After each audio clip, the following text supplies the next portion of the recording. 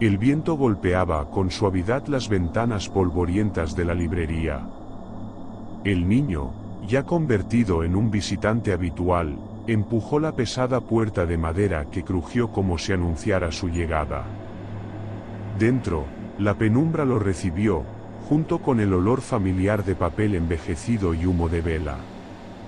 Noel estaba sentado detrás del mostrador, con un libro abierto que parecía tener más siglos que hojas. Apenas alzó la mirada, sus labios se curvaron en una mueca que no llegaba a sonrisa. «Llegas en el momento justo», dijo con voz grave. «Esta noche la luna está casi llena. Eso siempre cambia la manera en que las historias se dejan contar». El niño se acomodó en su silla favorita, expectante. ¿De qué criatura se trata hoy? Noel se levantó con lentitud, caminó hacia un estante apartado y sacó un volumen encuadernado en cuero grisáceo, marcado con símbolos que parecían arañazos. Lo depositó sobre la mesa y, acariciando la portada con los dedos huesudos, murmuró: «De los lobos que caminan como hombres. De aquellos que fueron miedo y fuerza. De los que ya casi nadie recuerda». El niño abrió los ojos con fascinación. ¿Hombres lobo? El anciano asintió lentamente. No como en las películas. No como los cuentos de aldea. Eran tribus enteras, linajes ocultos que sobrevivieron a guerras, hogueras y balas de plata. Pero como toda especie, llega el tiempo de la extinción. Guardó un silencio largo, hasta que dejó caer una frase que erizó la piel del muchacho. Las bestias no desaparecen, hijo, algunas solo se esconden, esperando que la luna vuelva a llamarlas. Con un crujido áspero, Noel abrió el libro. Las letras parecieron vibrar en las páginas, como si fueran garabatos escritos a la carrera por alguien que huía. Y entonces el relato comenzó. La historia no se situaba en viejos castillos europeos ni en bosques encantados, sino en el presente. En una ciudad caótica, llena de fronteras invisibles y luces intermitentes, Ciudad del Este, Paraguay.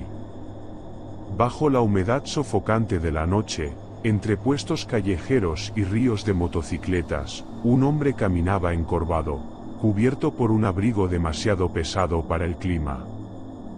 Sus ojos brillaban con un fulgor extraño cada vez que las luces de neón se reflejaban en ellos. Nadie lo miraba demasiado tiempo. Los vendedores apartaban la vista, los perros callejeros gruñían y se alejaban, los niños dejaban de jugar cuando lo sentían cerca.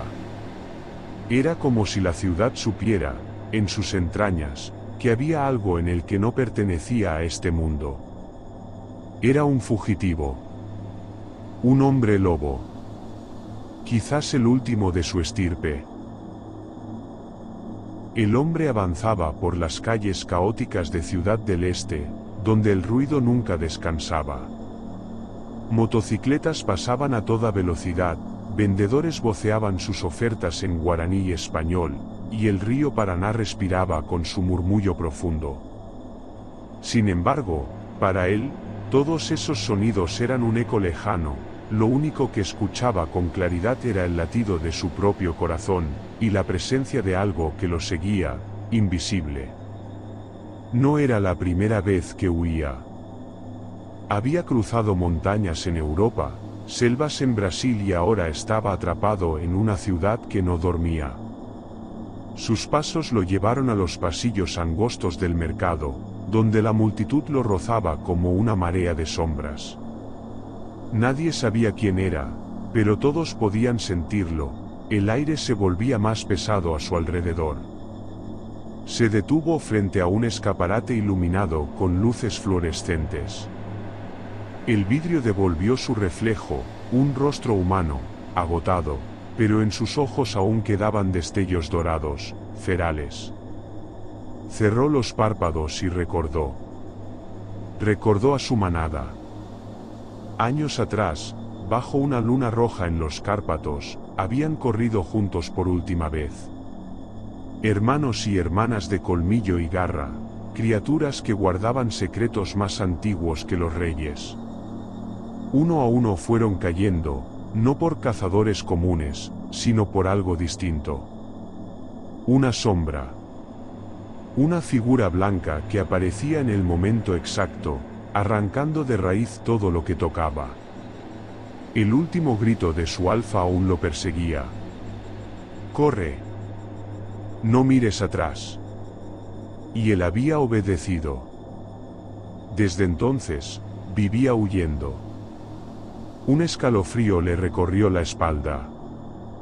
En medio del bullicio del mercado, el silbido del viento cambió, como si una grieta se hubiera abierto entre los edificios.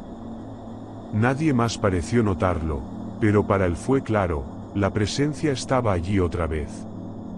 Se internó en los laberintos de la ciudad, por callejones húmedos donde el olor a sangre, óxido y basura lo envolvía.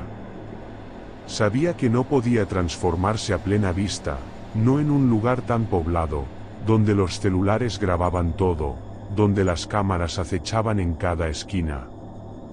Pero sus garras querían salir, su piel ardía como si la luna lo llamara aun estando escondida tras las nubes. Mientras corría, se preguntaba si de verdad era el último. Había buscado a otros, había seguido rumores en foros secretos, en códices antiguos, en susurros de gente que aún creía en hombres bestia. Pero siempre hallaba lo mismo, huellas rotas, rastros interrumpidos, desapariciones sin explicación. Todos cazados. Todos borrados. Un gruñido escapó de su garganta. No sabía si corría para salvar su vida, o para confirmar la condena de su especie. La noche avanzaba, y con cada paso, la certeza crecía, el perseguidor se acercaba. Y entonces, en el límite del mercado nocturno, donde las luces de neón se apagaban y la oscuridad se volvía más densa, el hombre lobo levantó la vista. Por un instante creyó ver entre el humo y la lluvia tenue una silueta blanca, inmóvil, esperando. No era humano. Nunca lo había sido. El último lobo de la manada tembló. Y por primera vez, comprendió que quizás ya no huía, sino que estaba siendo guiado hacia su final. El hombre avanzó hasta el borde de la ciudad, donde la bruma del río Paraná cubría las calles mal iluminadas. Su respiración era lenta, demasiado lenta para alguien que había corrido tanto. Sus pasos no dejaban huella en el barro húmedo, como si el suelo se negara a reconocerlo. Se detuvo. Ya no podía fingir que no lo sentía, la presencia blanca lo esperaba en la penumbra. No era una criatura de carne y hueso común, lo sabía. Lo había visto antes, siempre después de que otros como él, desaparecieran. Sus labios se entreabrieron, dejando asomar el brillo metálico de dientes que no eran del todo humanos. Sus ojos se encendieron con un resplandor carmesí bajo la tenue luz de un cartel de neón moribundo. Recordó los bosques de Europa, cuando aún caminaba entre otros que compartían su condena. Recordó noches interminables de festines y cacerías bajo cielos sin estrellas. Todos ellos se habían desvanecido. No por manos humanas. No por fuego ni bala. Siempre era esa misma figura, blanca, inmóvil, que llegaba y se los llevaba al olvido. Un escalofrío recorrió su piel, aunque hacía siglos que no sentía frío. La humedad del río no lo afectaba, lo que lo quebraba era la certeza de que ya no quedaba nadie más. Se llevó una mano al pecho, no para protegerse, sino como si tratara de recordar un latido perdido hace demasiado tiempo. En sus venas no corría calor, pero el instinto le gritaba que el fin se acercaba. Entonces la vio. La silueta blanca emergió entre las sombras, alta, sin rostro definido, quieta como una sentencia. No avanzaba, no atacaba, pero el aire temblaba a su alrededor. El hombre no retrocedió. Sus labios se curvaron en una mueca, mitad sonrisa, mitad desafío. Sus ojos ardieron con una mezcla de ira y fascinación. Y en un susurro que resonó como eco en los muros húmedos de la ciudad, pronunció: «Parece que soy el último».